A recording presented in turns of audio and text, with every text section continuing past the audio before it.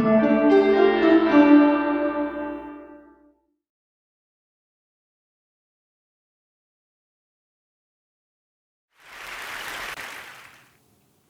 person's 40th birthday is quite a milestone.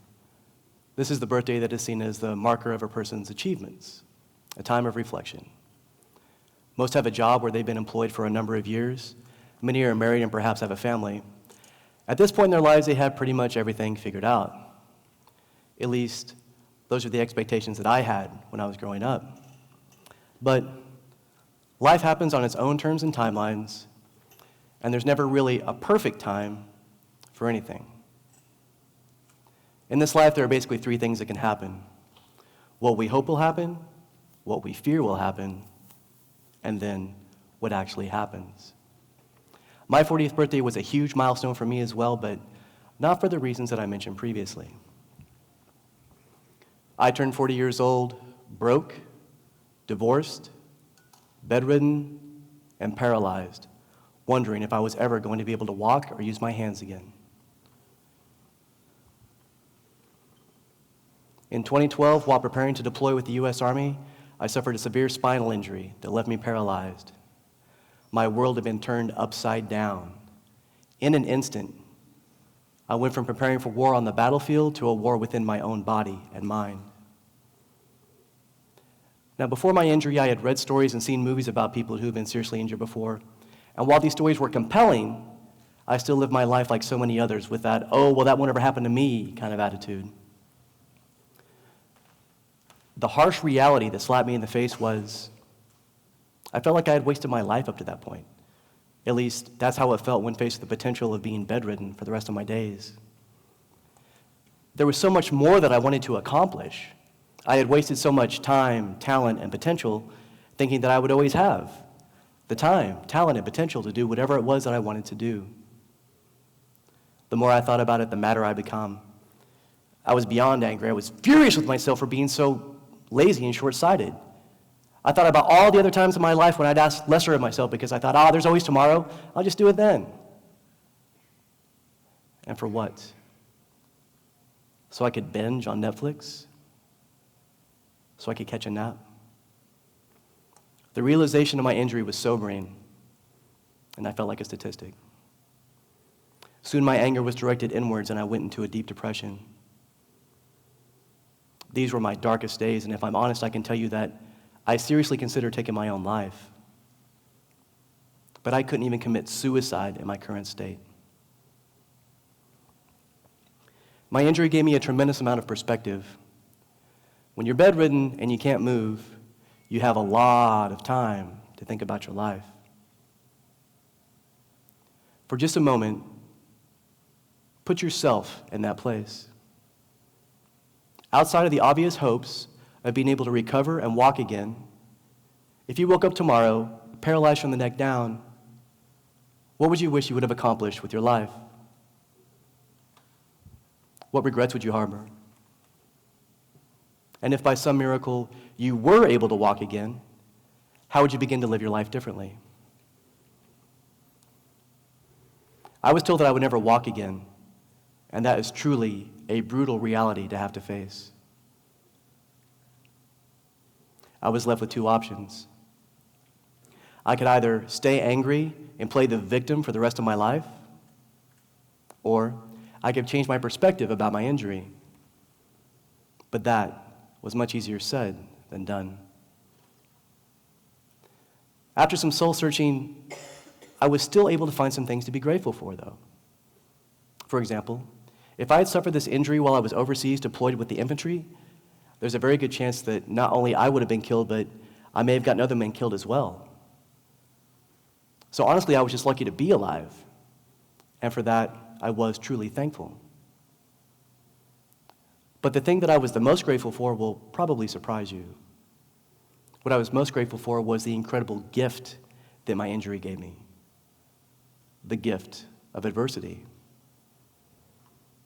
When I started seeing my adversity as a gift instead of a curse, something miraculous began to happen. Adversity is a natural law, and like the law of gravity, it doesn't really care about your opinion when you try to lift something heavy. If you're not able to lift the weight, hey, that's not adversity's problem. Adversity is the drill sergeant yelling in your face the minute you step off the bus at basic training. Adversity is the martial arts instructor who humbles you whenever you act without honor, respect, and discipline. Adversity is also the parent who grounds you when they catch you trying to sneak out of the house at midnight, or perhaps when they catch you when you sneak back in. And like all of these examples at the time, adversity seems incredibly harsh and almost ruthless. Adversity forces you to drop everything else you're doing to give it your full, undivided attention. Adversity shows up unannounced at the most inopportune times without apology. Adversity couldn't care less about what you want. It doesn't give a damn about your feelings. And adversity doesn't take no for an answer. Frankly, it feels like adversity hates you. And it does. It absolutely does hate you. But it only hates a certain part of you. What part of you does it hate? The weak part. The physical manifestation of adversity is an adversary, an opponent. And though it may sound counterintuitive, an adversary is often our best teacher. Think about it. An adversary is probably the most honest person you will ever encounter. They wear their hate for you openly on their sleeve. It is impossible to misconstrue their intent. And even though they want to do you harm, at least they're honest about it. Adversity forces you to up your game and play at a higher level. It never allows you to coast or do just enough to get by. Adversity knows your true potential, even when you do not, which is why it kicks you in the ass when you give a little bit less than 100% effort. The reality is this: adversity offers you no other choice. And when there's no other choice, the choice is simple. From my injury, I learned that if I could overcome my current adversity, even if only mentally, that I would be better equipped to handle anything else that adversity had to throw at me later on down the line.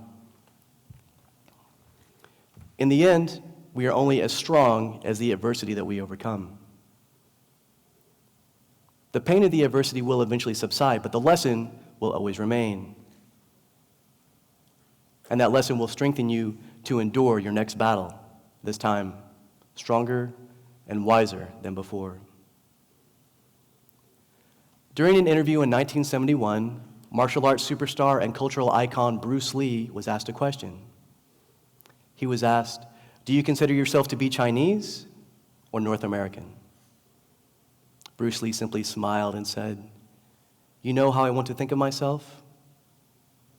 As a human being. Because under the sky, under the heavens, there is but one family." No matter what country you are a citizen of, regardless of age, race, sex, sexual preference, or identification, religious belief, or political view, every living person wants three things: freedom, respect, and love. We all want these three things because whenever we start looking at our collective similarities, instead of our differences, we see that we are indeed, as Bruce Lee said, all one family. We all want freedom, respect, and love because we are all citizens of the same human race.